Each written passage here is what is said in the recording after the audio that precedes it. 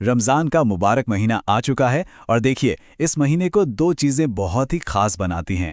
एक तो वो आसमानी पैगाम जिसने इसे मुकद्दस बनाया और दूसरी है रोज़े की कला जो सिर्फ जिस्म तक ही महदूद नहीं है। तो चलिए आज इन्हीं दो पहलुओं को ज़रा और करीब से समझते हैं। हजारों महीनों से बेहतर रात। कभी इस जुमले पर गौर किया है? सोचिए, एक अकेली रात जो हजारों महीनों की इबादत से भी ज्यादा कीमती है। आखिर ऐसी क्या खास बात है इस एक रात में? यही वो सवाल है जो हमें रमजान के बिल्कुल दिल तक ले जाता है। ठीक है, तो रमजान की ये अजमत, इसकी महानता आखिर आई कहाँ से? इसको समझने के लिए हमें इतिहास में एक बहुत ही अहम घटना से शुरुआत करनी होगी। देखिए, रमज़ान को जो चीज़ सबसे पाक और सबसे ख़ास बनाती है वो ये है कि इसी महीने में अल्लाह का कलाम यानी कुरान पहली बार दुनिया में उतरा था। ये कोई मामूली घटना नहीं थी, बल्कि ये इंसानियत के लिए एक आसमानी रहनुमाई की शुरुआत थी। और कुरान का ये उतरना, जिसे नुज़ूल कहते हैं, एक बहुत ही ख़ास रात में शुरू हुआ। एक ऐसी रात जिसे इस्लाम में सबसे अफजल यानी सबसे बेहतरीन रात माना गया है। जी हाँ, ये वही रात है जिसका जिक्र हमने बिल्कुल शुरू में किया था। हजारों महीनों से बेहतर रात। इसी रात को फरिश्ते जिब्रील, अल्लाह का पहला पैगाम जिसे वही कहते हैं, लेकर पैगंबर मोहम्मद सल्लल्लाहु अलैहि वसल्लम के पास आए थे। यही वो लम्हा था जिसने तारीख का रुख मोड़ दिया।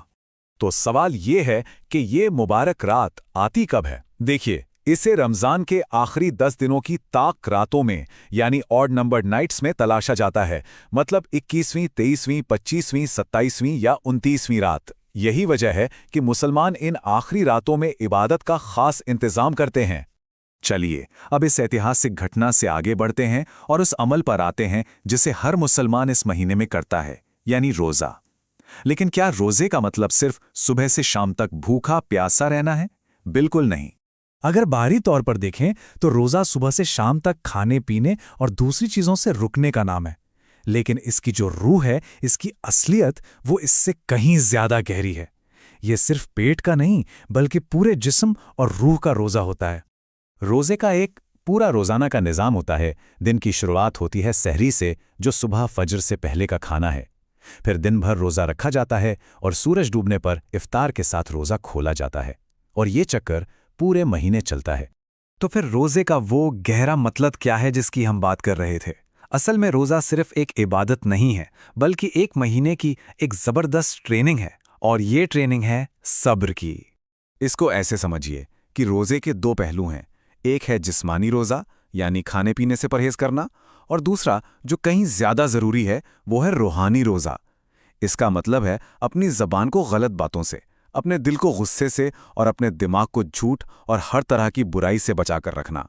तो असल में सच्चा रोज़ा आत्मनियंत्रण और धैर्य यानी सब्र की एक बहुत ही पावरफुल ट्रेनिंग है। यह हमें सिखाता है कि अपनी इच्छाओं पर कैसे काबू पाया जाए और मुश्किल हालात में भी ठहराव कैसे रखा जाए। और ये पूरी बात हमें एक आखिरी लेकिन बहुत ही अहम सवाल पर लाकर छोड़ देती है। क्या एक महीने की ये मुश्किल ट्रेनिंग, जिसमें भूख प्यास के साथ साथ अपनी आदतों पर भी काबू पाना होता है, क्या ये इंसान के बाकी 11 महीनों को बेहतर बनाने की ताकत रखती है? इस पर सोचिएगा ज़रूर।